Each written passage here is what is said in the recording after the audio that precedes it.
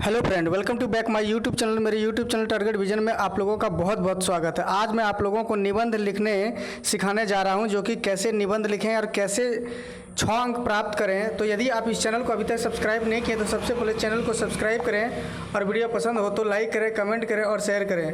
तो शुरू करते हैं कि किस प्रकार आप निबंध लिखें और कैसे आप 6 अंक प्राप्त करें। तो एक एक बात, पूरी बात समझाएंगे, एक एक करके ध्यान से समझें और अच्छे से 6 में 6 मार्क्स प्राप्त करें। तो ये लिखा हुआ है, क्या लिखा हुआ है? दिए गए संकेत बिंदु के आधार पर निम्न में से किसी एक विषय पर निबंध लिखें। तो निबंध लिखने के लिए आएगा क्लास 9, 11, 9 में भी आएगा, 11 में भी आएगा। तो कैसे लिखेंगे, एक एक शब्द का ध्यान दें, पॉइंट बाय पॉइंट लिखें। अरेंजमेंट के साथ निबंध और पत्र लिखा था। यदि आप मेरा पिछला वीडियो जो कि पत्र लिखने से संबंधित नहीं देखें तो देख लें, और पत्र कैसे लिखा जाता है उसमें पूरी बात बताएं, और इसमें भी बताएंगे कि निबंध कैसे लिखा जाता है। तो समझें।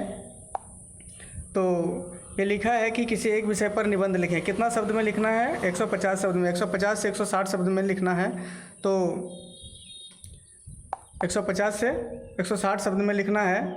तो सबसे पहले क्या करेंगे, सबसे पहले देखेंगे कि क्या क्या क्वेश्चन में, देखेंगे कि क्वेश्चन में क्या क्या लिखने के लिए कहा है। सिर्फ निबंध अगर लिखने कहा जाए तो आप निबंध सिंपल में लिख दें। अगर पॉइंट बाय पॉइंट लिखने कहे तो आप आराम से अरेंजमेंट के साथ लिखें। सबसे पहले क्या पूछा इसमें? सबसे पहले पूछा अर्थ। तो सबसे पहले क्या लिखेंगे? अर्थ। विषय क्या है? विषय है पर्यावरण प्रदूषण।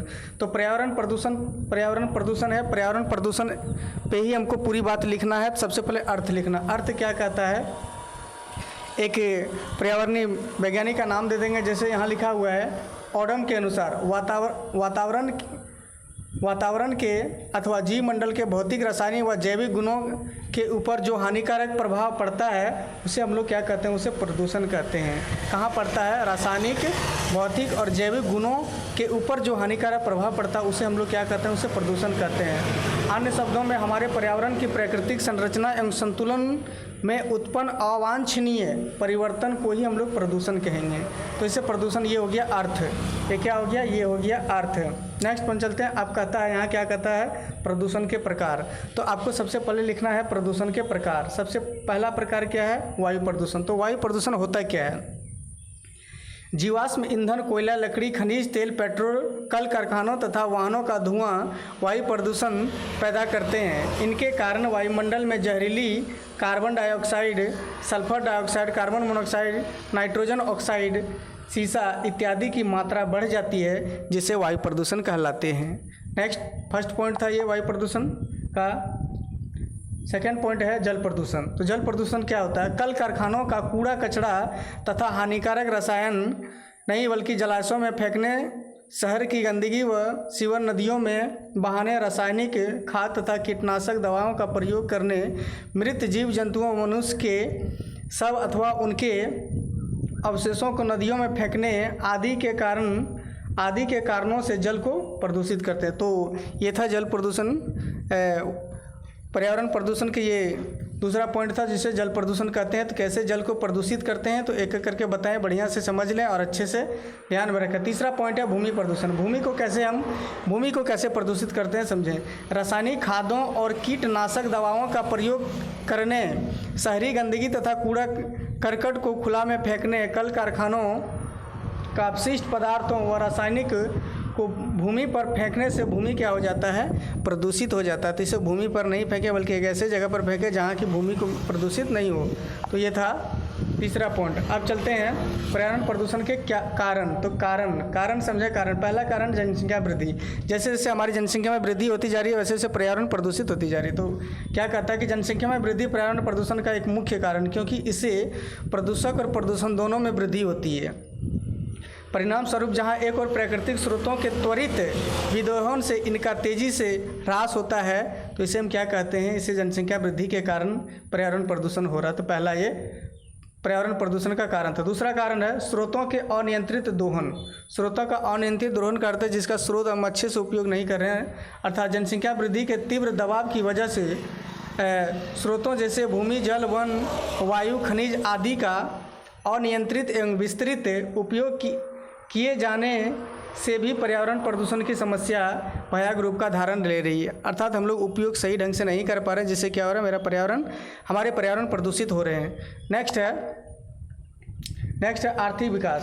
तो आर्थिक विकास के कारण भी पर्यावरण प्रदूषित हो रहा है। जनसंख्या वृद्धि का सामना करने हेतु अपनाए जाने वाला व्यापक आर्थिक विकास भी पर्यावरण प्रदूषण के लिए काफ़ी हद तक उत्तरदायी है। तो ये था पर्यावरण प्रदूषण के 3 कारण जिससे कि पर्यावरण हमारे प्रदूषित हो रहे हैं। अब है नेक्स्ट है पर्यावरण प्रदूषण कैसे सुधारा जाए। पर्यावरण प्रदूषण के सुधारने के उपाय क्या है, कैसे हम पर्यावरण प्रदूषण को सुधारेंगे, कैसे इसको सुरक्षा प्रदान कर सकते हैं। तो कम शोर वाले मशीन के निर्माण एवं उपयोग पर जोर देना चाहिए। जो ऐसा मशीन का उपयोग करें जो कम ध्वनि उत्पन्न करे, उस पर जोर देना चाहिए। उद्योग को शहरों या आबादी वाले स्थान से दूर स्थापित करना चाहिए। ये था पहला पॉइंट। दूसरा पॉइंट यहाँ से क्या है कि परमाणु परीक्षण पर प्रतिबंध लगाना चाहिए। तीसरा पॉइंट यहाँ है क्या है, हमें सिंगल यूज प्लास्टिक एवं अन्य प्लास्टिक के उपयोगों को रोकना चाहिए एवं पर्यावरण के अनुकूल वस्तुओं का उपयोग करना चाहिए। यानी ऐसे वस्तुओं का उपयोग करना चाहिए जो पर्यावरण को प्रदूषित नहीं करे, बल्कि पर्यावरण का लाइफ और बढ़े। तो ऐसे वस्तुएं खासकर कह रहा है कि प्लास्टिक का उपयोग ना करें। अब नेक्स्ट पॉइंट क्या है, नेक्स्ट है उपसंहार। तो उपसंहार क्या कहता है, लास्ट में एक है।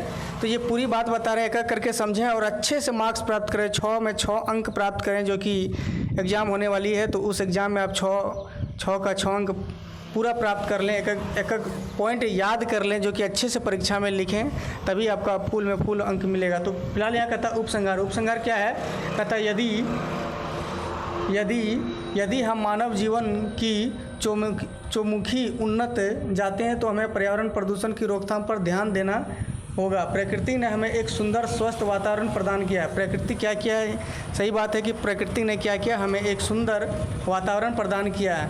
हमें स्वयं इस पर्यावरण को प्रदूषित करके वैसा ही कार्य कर रहे हैं जैसे कि कोई उसी डाल को काट रहे हैं जिस पर और बैठा है। सचमुच में ये वैसा ही कहा जा रहा है जैसे कि हम लोग उसी डाल पर बैठे हैं, जिस डाल पर हम लोग बैठे हैं उसी डाल को काट रहे हैं। अर्थात कहने का मतलब है कि हम लोग पर्यावरण में आए हैं, पर्यावरण ने हम लोग एक शुद्ध वातावरण दिए हैं, उसको खासकर हम ही लोग क्या कर रहे हैं, प्रदूषित कर रहे हैं, जो कि एक हानिकारक वायु को ले रहे हैं। तो समझ गए पूरी बात। तो आज के बाद से क्या करेंगे, पर्यावरण को प्रदूषित होने से रोकना है और एक निबंध में एक किए गए बात को माने और इसके अनुरूप चलें तो पर्यावरण क्या होगा, सुरक्षित रहेगा और आगे भी लाइफ भी बढ़ेंगे। तो अगर वीडियो पसंद हुआ हो तो लाइक कर दें, शेयर करें और कमेंट करें। शेयर कर दें उन बच्चों को जिसको इस प्रकार की निबंध की आवश्यकता है, जो निबंध लिखने में डर रहे हैं, जो आज के बाद उसका डर खत्म हो जाएगा। इस प्रकार निबंध इतना आसानी से लिख लें कि 6 अंक में 6 अंक प्राप्त कर लें। तो वैसे बच्चे को निबंध शेयर कर दें और आज के बाद से खुद में एक कॉन्फिडेंस एक जगह लें कि आज के बाद से निबंध छूटेगा नहीं, बल्कि 6 अंक प्राप्त कर लें। और ज़्यादा से ज़्यादा क्या करें, शेयर कर दें। और अभी तक चैनल को सब्सक्राइब नहीं किया तो सबसे पहले चैनल को सब्सक्राइब कर लें, ताकि हर वीडियो का नोटिफिकेशन सबसे पहले आप तक पहुंचे। और यह चैनल जो ये एजुकेशन से संबंधित है, आपको किसी प्रकार के एजुकेशन से संबंधित वीडियो पसंद हो तो कमेंट सेक्शन में कमेंट करें, आपको इस प्रकार मदद मिलेगी। जय हिंद दोस्तों।